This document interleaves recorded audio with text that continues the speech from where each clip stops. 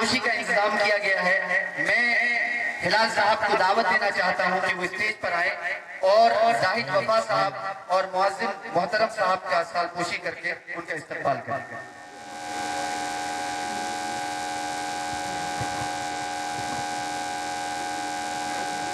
ماشاءاللہ زاہد وفا صاحب کے سر پر کاندھے پر سال رکھا گیا الحمدللہ. اس کے بعد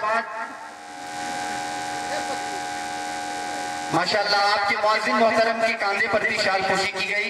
آپ تمام لوگ سے گزارش ہے کہ حضرت امام صاحب اور اپنے معزز صاحب کے لیے دعا کریں کہ اللہ تبارک و تعالیٰ ان کی عمر میں ان کی صحت میں برکت عطا فرمائے کہ اسی طریقے کی قربانیاں یہ آپ کے لیے دیتے رہیں. دیکھیے حضرت میں آپ سے دور تھا, سرزمین دربھنگہ پہ تھا, لیکن الحمدللہ کل جس وقت آپ کے یہاں بلکہ پورے بہار میں جہاں جہاں بھی اللہ کی رحمتیں برس رہی تھی اس وقت زاہد وفا صاحب بہت پریشان حال تھے اور انہوں نے فون کیا اور انہوں نے دعا کی درخواست کی کہ قربانی کے ساتھ یہ جلسہ اپنے عروج کے لیے تیار ہے, لیکن اللہ نے یہ بارش برسائی ہے. آپ تمامی حضرات دعا کر دیں کہ اللہ تبارک و تعالیٰ اس رحمت کے ساتھ ہمارے اس پروگرام کو بھی رحمت کی زد میں کر دے اور ہمارا یہ پروگرام آگے کی طرف بڑھے.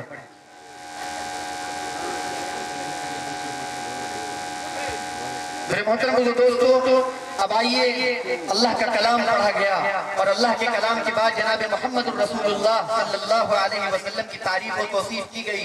اب آئیے جس مقصد کے تحت ہمارا یہ جلسہ سجا ہے, جس مقصد کے تحت ہم اور آپ یہاں جمع ہوئے ہیں کہ آج اس جلسے میں مقررین حضرات کے ساتھ مقررین حضرات کی زبان سے اللہ کے نبی صلی اللہ علیہ وسلم کی سیرت اور اللہ میری نظر سب سے پہلے مفتی عبد الرحمن صاحب جامعی کی طرف پہنچتی ہے اور میں انہیں اس شعر کے ساتھ دعوت دے رہا ہوں کہ دل سے جو آواز نکلتی ہے اثر رکھتی ہے, دل سے جو آواز نکلتی ہے اثر رکھتی ہے, پر نہیں طاقت پرواز مگر رکھتی ہے.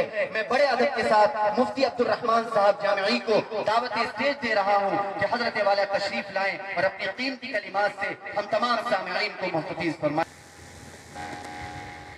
نعت نبی کا رتبہ ہے پر قرآنی آیات کے بعد. ماشاءاللہ ماشاءاللہ سبحان اللہ. نعت نبی کا رتبہ ہے پر قرآنی آیات کے بعد. نعت نبی کا رتبہ ہے پر قرآنی آیات کے بعد. ذات نبی تو برتر ہے, ذات نبی تو برتر ہے, لیکن رب کی ذات سبحان اللہ سبحان اللہ. کیا کہنا ہے, شکریہ شکریہ شکریہ. بس دو چار مثلے, اصل مقصود تقریر ہے بھائی.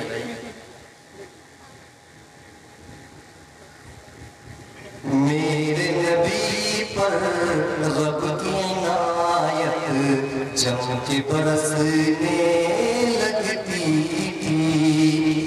میرے نبی پر رب کی عنایت جم کے برسنے لگتی تھی. رو رو کر جب رب کو مناتے تھے وہ آدھی رات کے بعد. جزاک اللہ سمجھ میں آ رہا ہے. شافی محشر جب ہنستے تھے سارا جہاں کھل اٹھتا تھا. شافی محشر جب ہنستے تھے سارا جہاں کھل اٹھتا تھا. جیسے گلشن کھل اٹھتا ہے, جیسے گلشن کھل اٹھتا ہے, ساون کی برسات. ساون کی برسات کھل اٹھتا ہے, ساون کی برسات کے بعد.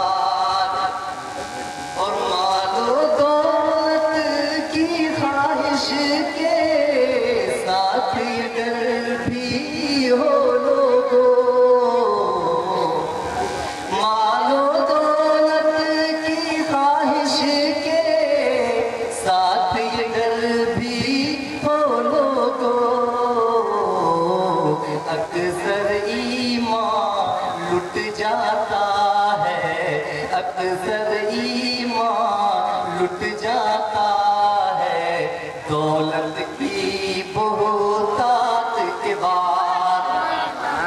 اور مقتے کا یہ شعر اور بڑے بڑے شاعر حضرات انعام دینے آئے ہیں. لگتا ہے قبول ہو رہا ہے. مقطع پڑھ رہا ہوں اور 2-4 شعریں لیکن نہیں پڑھوں گا، وقت نہیں ہے. بھیج ہے جانی میرے لیے دنیا کے تحائف و نذرانے. بھیج ہے جانی میرے لیے دنیا کے تحائف و نذرانے. عشق نبی میں عشق نبی میں عشق میں ڈوبی نعت نبی کی بیش بہا سوغات کے بعد. عشق میں ڈوبی نعت نبی کی بیش بہا سوغات کے بعد.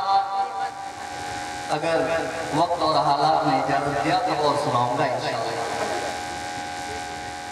میرے محترم بزرگوں اور دوستوں، سب سے میں پہلے شکریہ ادا کرنا چاہوں گا بھائیوں اور مسلمانوں. میں نے آپ حضرات کو مسلمان کہا ہے اور یہ ایک نسبت ہے.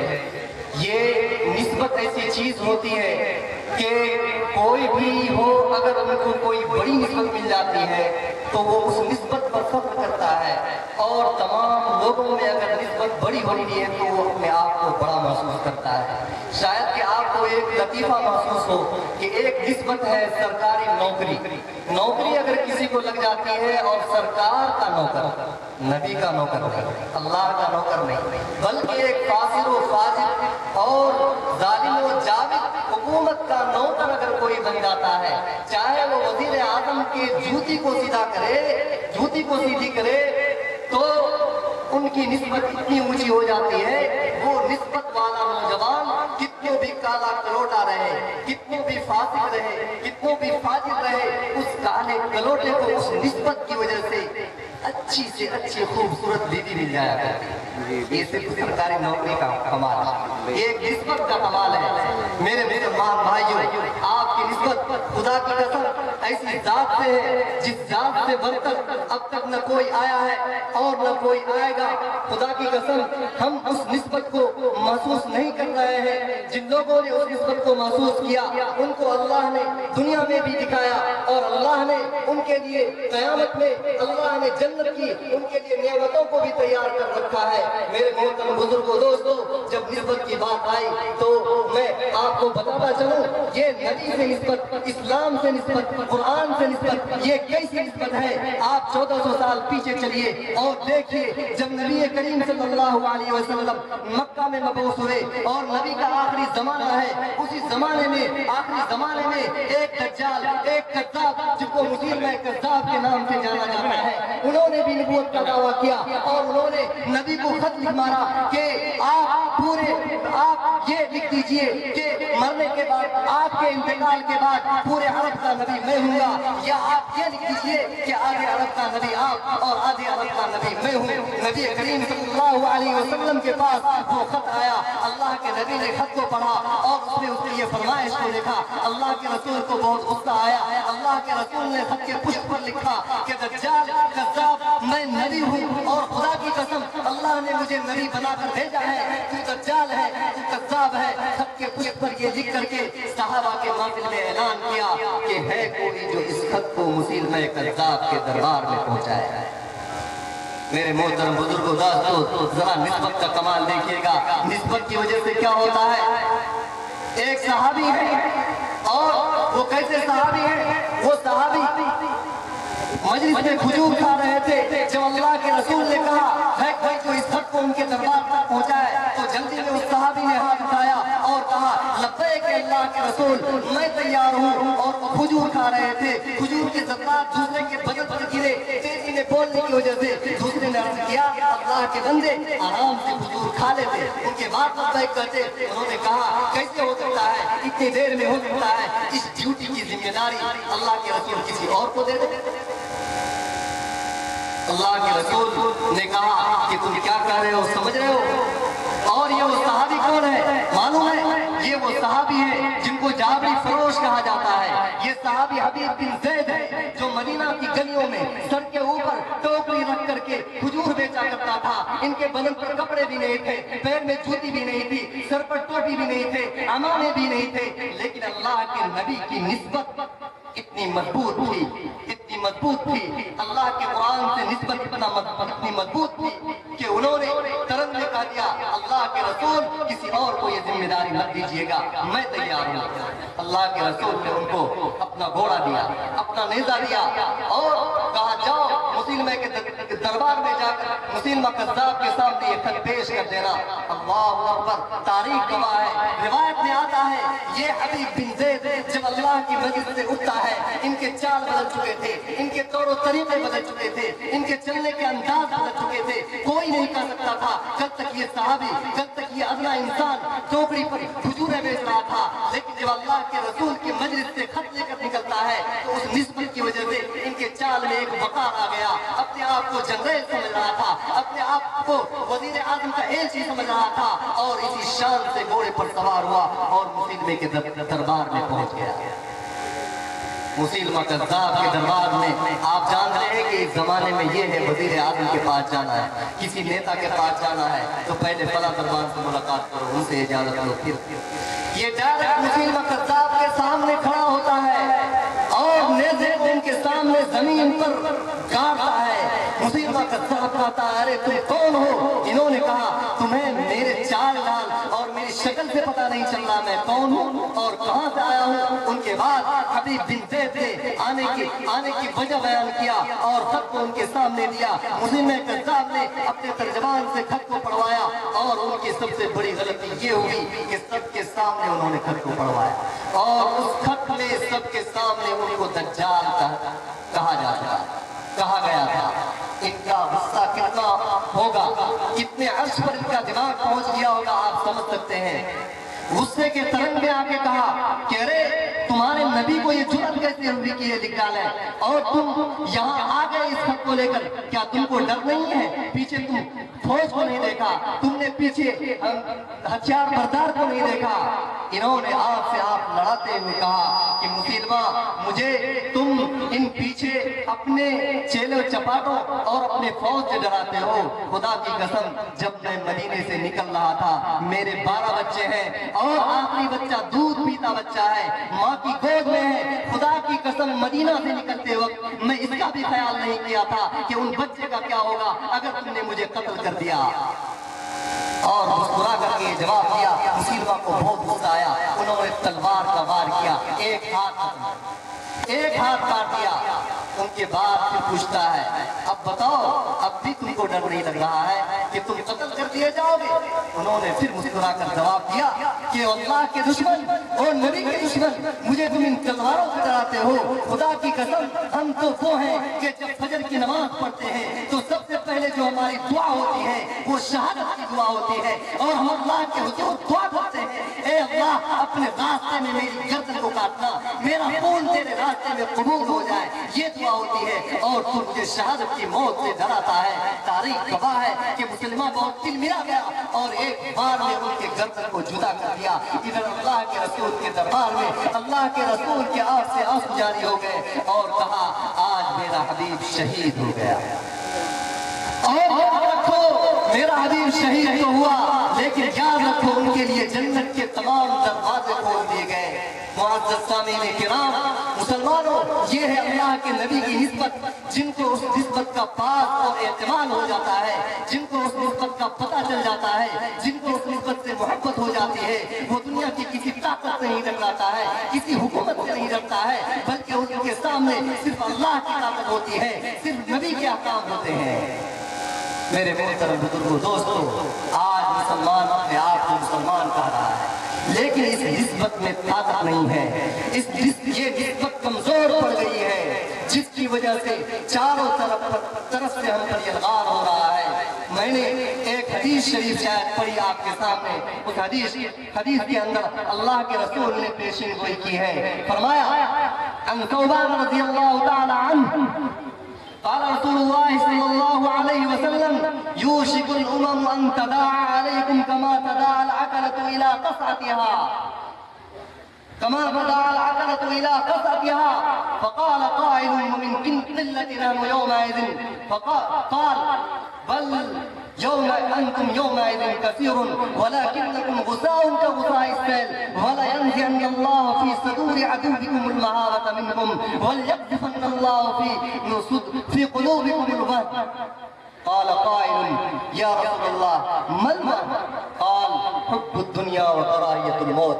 اللہ کے رسول صلی اللہ علیہ وسلم نے اس حدیث کے اندر فرمایا, حضرت ثوبان اس حدیث کے راوی ہیں, فرماتے ہیں ایک زمانہ آنے والا ہے, اس زمانے میں دنیا کی تمام قوم, چاہے ہنود ہو, چاہے سکھ ہو, چاہے عیسائی ہو, چاہے کوئی بھی قوم ہو, وہ تم کو مٹانے کے لیے مشورے کریں گے اور چاروں طرف سے تم کو مٹانے کے لیے ایسے پھر پڑیں گے, ایسے دوڑ پڑیں گے جیسے کہ دسترخوان چن دیا گیا ہو اور دسترخوان پر کھانے لگا دیے گئے ہوں اور کھانے والوں کو بلایا جاتا ہے.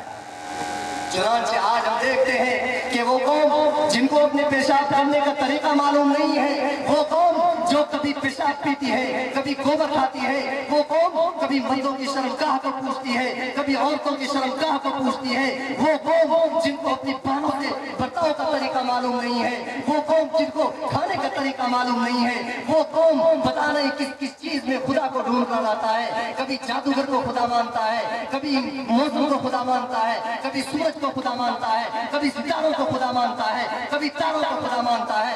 وہ قوم جن کے تحت آج ہم زندگی گزار رہے ہیں, وہ قوم جن کی حکمرانی میں آج ہم ہیں, وہ ہم کو مٹانے کی کوشش کر رہی ہے. اور وہ قوم جن کو کل مسلمانوں نے اتنا مارا تھا, حضرت عمر فاروق کے زمانے میں اعلان ہو گیا کہ مدینے کے اندر ایک بھی یہودی نہ رہے. ایک بوڑھا یہودی حضرت عمر فاروق کے دربار میں آیا تھا اور کہا تھا, عمر فاروق تمہارے نبی نے کہا تھا کہ یہودیوں کو مدینے میں رہنے دیا جائے گا, تو تم مجھے کیوں نکال رہے ہو؟ عمر فاروق نے کہا تھا, او اللہ کے دشمن, او نبی کے دشمن, او قرآن کے دشمن, خدا کی قسم مجھے نبی کا ہر ایک فرمان یاد ہے, نبی کے کہے ہوئے الفاظ کے زیر و زبر یاد ہے. نبی نے یہ بھی کہا تھا کہ ایک دن آئے گا جب یہ مسلمان تمہیں مدینے سے نکالے گا, یہاں تک کہ جزیرے عرب سے نکالے گا, اور تم آگے آگے دوڑو گے اور تمہاری اونٹیاں تمہارے پیچھے پیچھے ہوں گی. خدا کی قسم میں عرب سے یہودیوں کو پاک کر کے جوڑوں گا. اور ان یہودیوں کو حضرت عمر فاروق نے عرب سے نکال دیا تھا.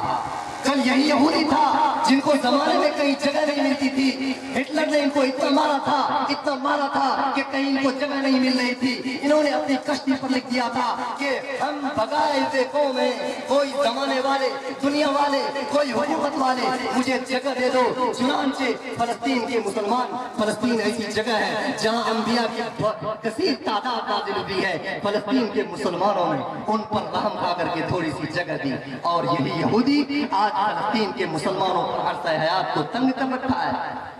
یاد رکھیے, وقتی طور پر یہ کتنا بھی طاقتور ہو جائے, خدا کی قسم یہ طاقتور نہیں ہے. یہ کل بھی ذلیل تھے, آج بھی ذلیل ہوں گے, اور ایک وقت آئے گا ان قریب وہ زمانہ آ رہا ہے کہ موسیٰ علیہ السلام آئیں گے اور ان کو ذلت کے ساتھ قتل کریں گے. قرآن نے کہا دیا ہے ضُرِبَتْ عَلَيْهِمُ الذِّلَّةُ وَالْمَسْكَنَةُ, کہ اس پر ذلت اور مسکنت کی مہر مار دی گئی ہے. یہ کبھی کامیاب نہیں ہو سکتی ہے, کبھی باعث نہیں ہو سکتی ہے. چنانچہ تمام قومیں مسلمانوں کے پیچھے پڑی ہوئی ہیں اور ختم کرنے کی کوشش کر رہی ہے. جس زمانے میں یہ حدیث اللہ کے رسول نے ارشاد فرمایا, اس زمانے میں صحابہ کی کثرت تھی اور اتنے مسلمان نہیں تھے جتنے کہ ابھی ہیں. کسی صحابی نے کہا وَمِنْ قِلَّتِنَا يَوْمَئِذٍ, کیا اللہ کے رسول تمام کے تمام لوگ مسلمانوں کو ختم کریں گے؟ کیا اس زمانے میں ہم کم ہوں گے, تعداد میں ہم کم ہوں گے؟ یہ تعجب سے سوال کر رہا ہے کہ تعداد میں ہم کم ہوں گے، حالانکہ اس وقت مسلمانوں کی تعداد اتنی نہیں تھی۔ آپ غزوہ بدر کو دیکھیے 313 کی تعداد، آپ غزوہ احد کو دیکھیے 1000 سے کچھ اوپر کی تعداد، غزوہ تبوک کو دیکھیے وہاں بھی تعداد کم، غزوہ موتا کو دیکھیے وہاں بھی تعداد کم، غزوہ یرموک کو دیکھیے وہاں بھی تعداد کم، بلکہ بعض لڑائیاں مسلمانوں نے ایسی لڑی ہیں جہاں پر کہ 10 گنا مسلمان کم ہوا کرتے تھے، اور مسلمانوں نے کفاروں کے وہ چھکے چھڑائے ہیں کہ تاریخ اب تک وہ مثال پیش نہیں کر سکی ہے۔ تو صحابہ کو تعجب ہوا کہ کیا اس زمانے میں ہماری تعداد کم ہو جائے گی جتنی ابھی تعداد ہے؟ فرمایا کہ اس زمانے میں تعداد کم نہیں ہوگی، بل انتم یومئذ کثیر، اللہ کے رسول فرما رہے ہیں اس زمانے میں تمہاری تعداد بہت ہوگی، بہت زیادہ تعداد ہو جائے گی، بہت تعداد ہوگی۔ چنانچہ آج ہماری تعداد ان سے کئی گنا زیادہ ہے جو فتح مکہ کے وقت مسلمانوں کی تعداد تھی۔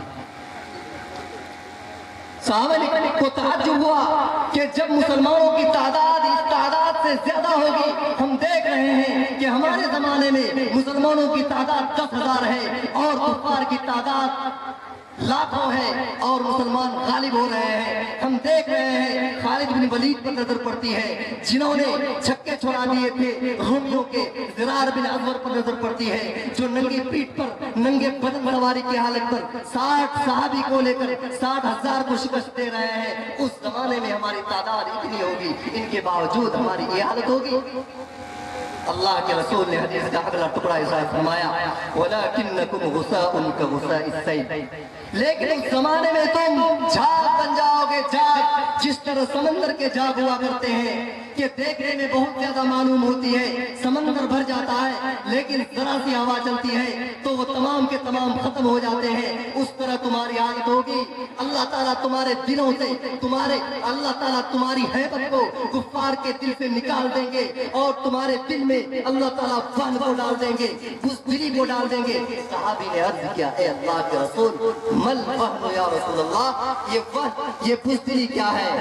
ذرا مسلمان بھائیوں غور کرنا، اس نسبت کو دیکھنا کہ ہم مسلمان اپنے آپ کو کہلا رہے ہیں اور کتنے مسلمان ہیں اپنے آپ کو اللہ کے نبی کا عاشق کر رہے ہیں، اور جب 12 ربیع الاول کی تاریخ آتی ہے تو جھنڈے لگا کر کے پھر لیتے ہیں، جب 12 ربیع الاول کی تاریخ آتی ہے تو رات بھر ناچ گانے کر لیتے ہیں، جب 12 ربیع الاول کی تاریخ آتی ہے تو پوری رات دوسرے کی نیند کو حرام کرتے ہیں اور فجر کی نماز پڑھ کر چھوڑ کر کے سو جاتے ہیں اور اپنے آپ کو عاشق رسول سمجھتے ہیں۔ اللہ کی قسم وہ عاشق رسول نہیں ہو سکتا ہے، ان کے ہر عمل سے نبی کو نفرت ہے، نبی کے دل پر چھوڑی جاتی ہے۔ اللہ کے رسول فرماتے ہیں کہ تمہارے دل میں بزدلی کیوں آئے گی؟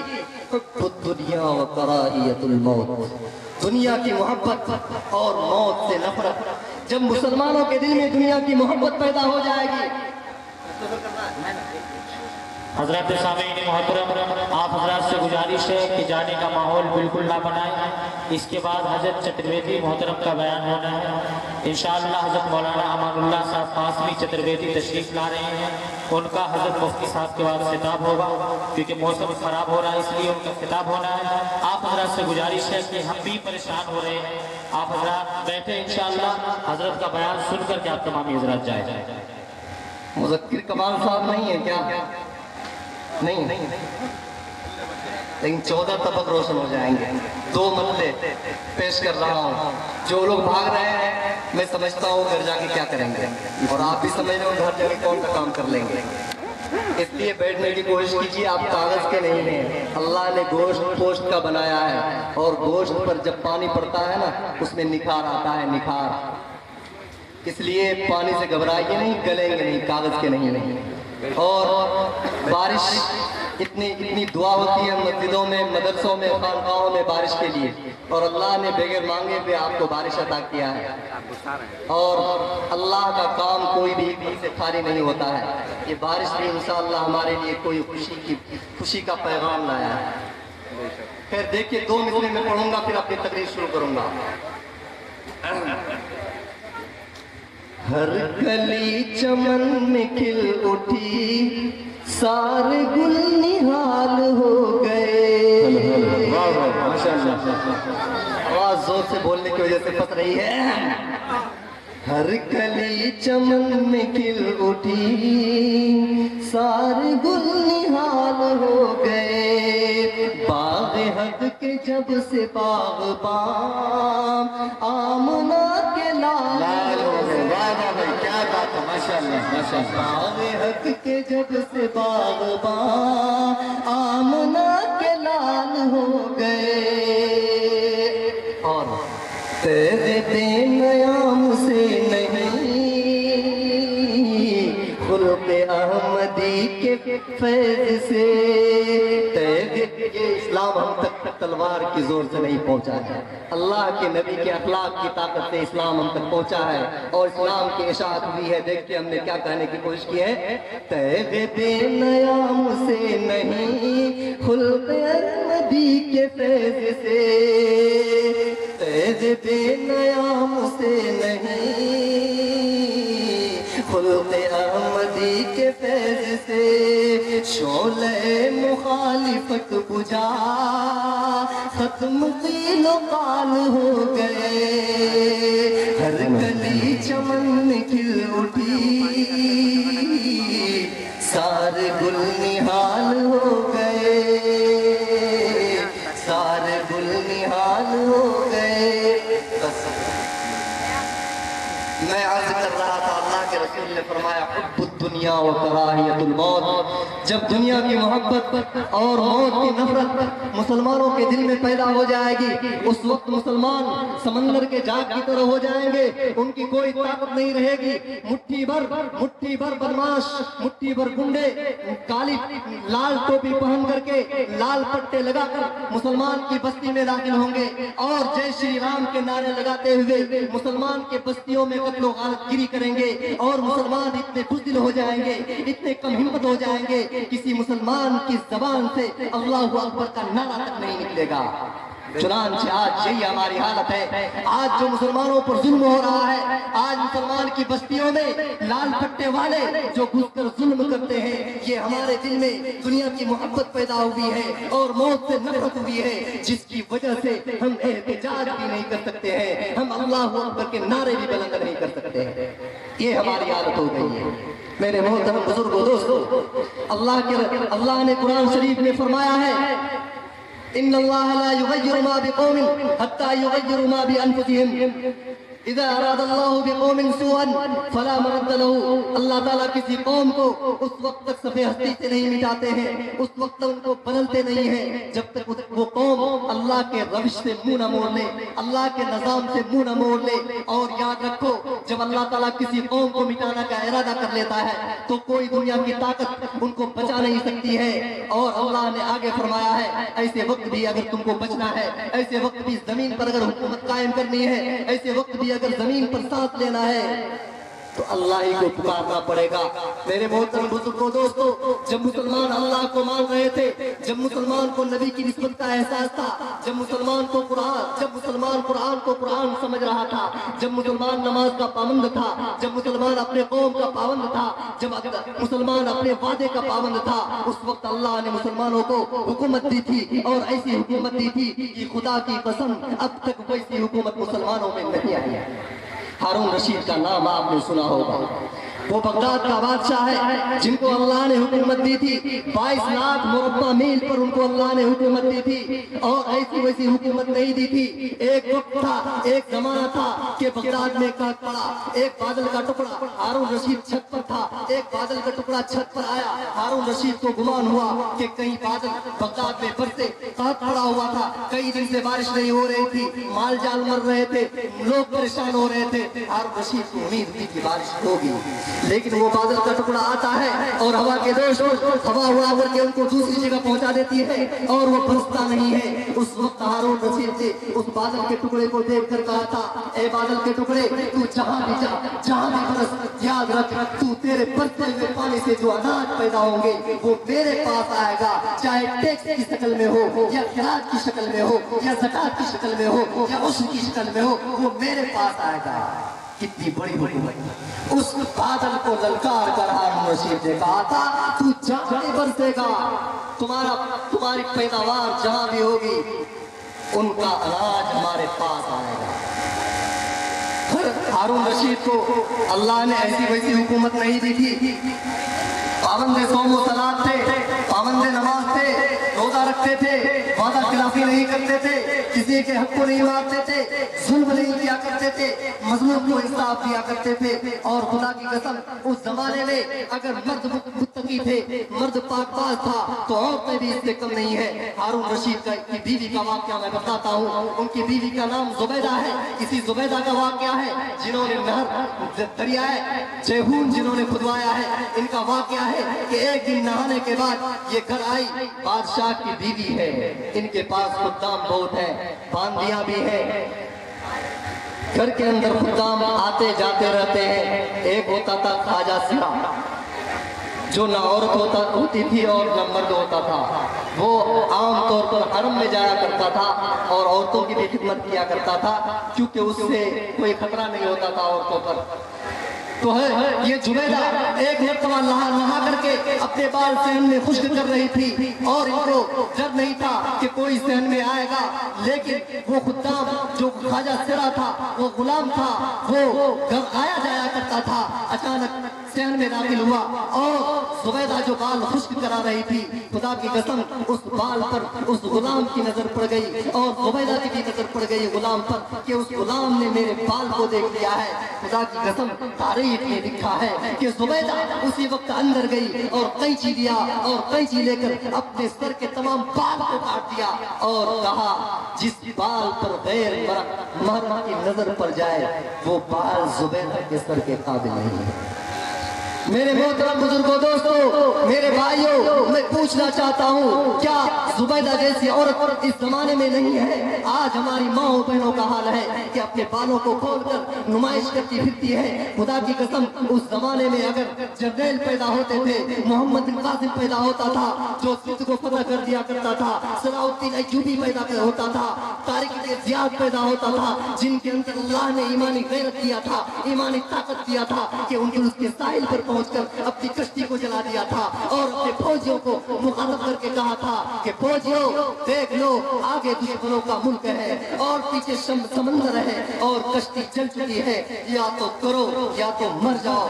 یہ ایمان کی طاقت تھی۔ خدا کی قسم وہ بچے اب بھی پیدا ہو سکتے ہیں، امام غزالی اب بھی پیدا ہو سکتے ہیں، خالد بن ولید اب بھی پیدا ہو سکتے ہیں، بشرطے کہ ایسی مائیں پیدا ہو جائیں۔ ہماری ماں اور بہنیں اپنے حالات کو سدھار لیں، اپنی نظر کی حفاظت کر لیں، اپنے نگاہوں کی حفاظت کر لیں، اپنے چال کی حفاظت کر لیں اور اپنے تمام کے تمام کردار کی حفاظت کر لیں۔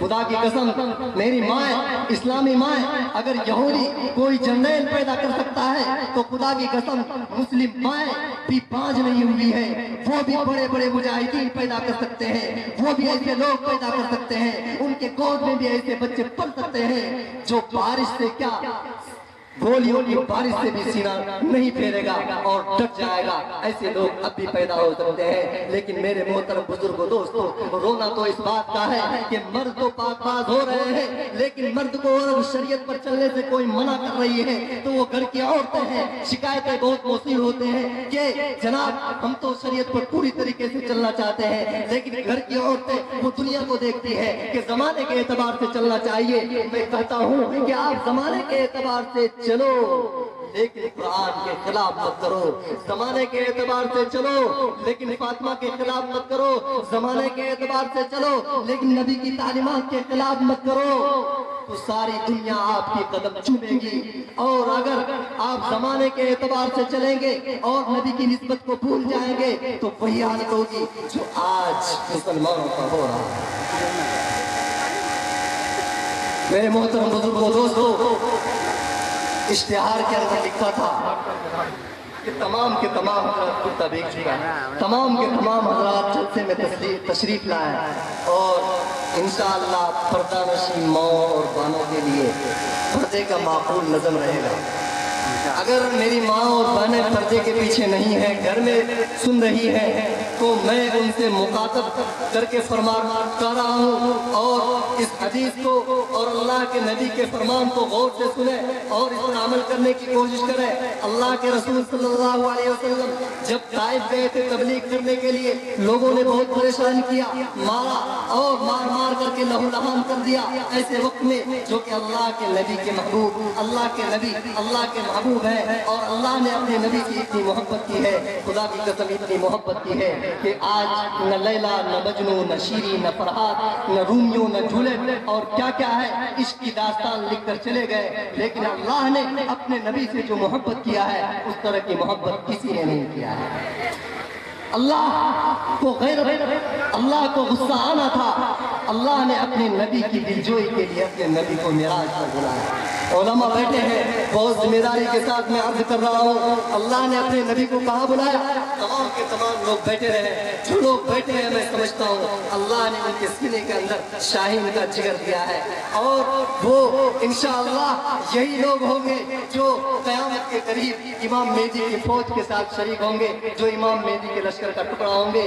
یہی لوگ ہوں گے جو حالات سے نہیں گھبرائیں گے، بلکہ یہ لوگ جب کھڑے ہوں گے تو حالات کے رخ کو موڑ دیں گے، بھیگنے سے نہیں ڈرتے۔ ہم نے تو سمندروں میں تیر کر سمندروں میں گھوڑے دوڑائے ہیں، اور گھوڑوں کو دیکھ کر کفاروں نے راستہ دیا ہے، اپنا پورا شہر خالی کر کے چھوڑ دیا ہے، دیوا آمدن اور دیوا آمدن کے نعرے لگا کر کے بھاگ گئے۔ اس بارش سے کیا ڈرنا؟ یہ بھی اللہ کی ایک مخلوق ہے۔ وقت کی قلت ہے، پھر میں حدیث پیش کرتا ہوں۔ اللہ کے رسول صلی اللہ علیہ وسلم نے فرمایا، یا لیت شعری کیف امتی بعدی حین تتبختر رجالهم وتمرح نساؤهم ولیت شعری حین یسیر کیف امتی حین یسیرون صنفین صنف الناس بنحورهم فی سبیل اللہ وصنفا عمارا لغیر اللہ۔ اللہ کے رسول نے فرمایا کہ کاش کہ مجھے معلوم ہو جائے کہ وہ زمانہ جب آئے گا تو میری امت کا کیا حال ہوگا، میری امت پر کون سے ظلم و ستم ہوں گے۔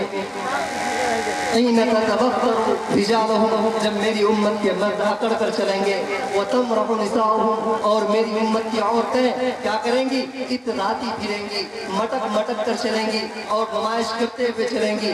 اور فرمایا اللہ جانے میری امت کا اس وقت کیا حال ہوگا جس وقت میری امت کی دو جماعت ہوگی، ایک جماعت کچھ بھی کام کرے گی تو اللہ کے لیے کرے گی، فی سبیل اللہ کرے گی، اور ایک جماعت وہ ہوگی جو کچھ بھی کرے گی تو غیر اللہ کے لیے کرے گی، دکھاوے کے لیے کرے گی، لوگوں کو دکھانے کے لیے کرے گی۔ ایسے وقت میں میری امت کا کیا حال ہوگا، کاش کہ مجھے معلوم ہو جاتا۔ میرے محترم بزرگوں، دوستوں، باتیں بہت کہنی تھی، موسم نے ایسا پلٹا کھایا ہے کہ اب زیادہ لڑنا موسم سے مناسب نہیں ہے۔ انشاءاللہ اور بھی بڑے بڑے علماء کرام یہاں موجود ہیں، ان کی بات سنیں گے۔ جتنی بات آپ نے ہم سے سن لی ان پر عمل کرنے کی نیت سے کر لیں۔ اللہ تعالی ہم سب کو عمل کرنے کی توفیق عطا فرمائے۔ وما علینا الا البلاغ۔ آپ حضرات سے ہماری گزارش ویڈیو ہے اچھی لگی تو حسنین اردو میڈیا کو لائک کریں، کمنٹ کریں، شیئر کریں اور سبسکرائب کرنا بالکل نہ بھولیں۔